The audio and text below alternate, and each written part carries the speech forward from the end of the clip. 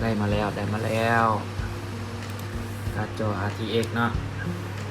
3060 Ti ซื้อมาในราคา 35,500 รุ่น LHR จำกัดสเปซการขุด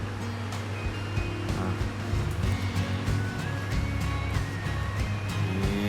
สเปคก็คือ8 g b DDR6 เนาะมันจะมีวิธีเบิ่งเด้อคือถ้าว่า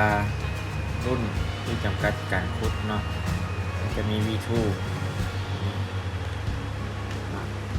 ซึ่งถ้ารุ่นบ่จำกัดการขุดโอ้ยแพงหลาย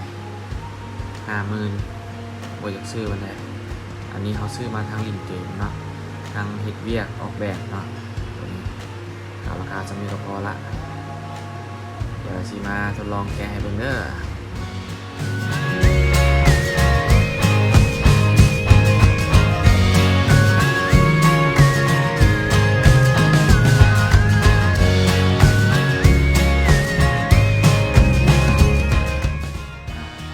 เรียกมาทางคุดเนาะเดี๋ยวเสียดายที่เราไม่ได้มา LHR เนาะคือดิสแพดเลทเนาะครับลดแห่งคุดลงเพื่อป้องกันพวก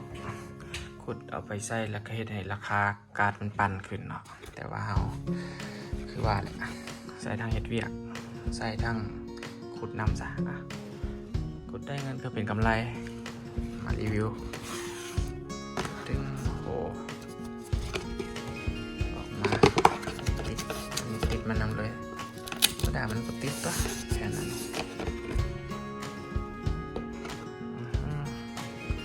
มีอย่างนะเดี๋ยวมาการ์ดอันนี้ไม่ยังวะ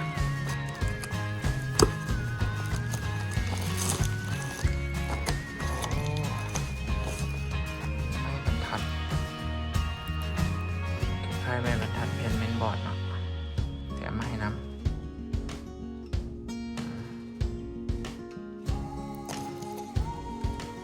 อั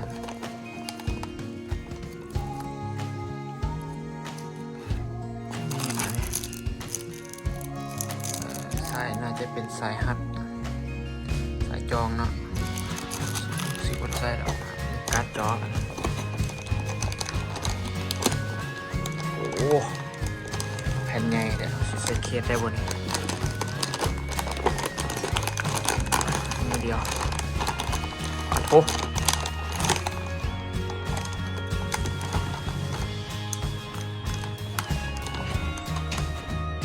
โห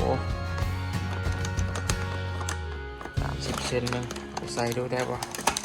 ตาย5กูโอ้ได้ตัวนี้โอ้มันลีดมันหลายแท้โอ้ยเสียดายพัดลมอีกแล้วเนาะเอาไปแก้ดีป่ะวะนี่สูงขึ้นมันบอกมันใหญ่ได้ปะใหญ่กว่าคอมอีกขอจบรีวิวเป็นเท่านี้เดี๋ยวสิผมไปลองประกอบมั้งเนาะ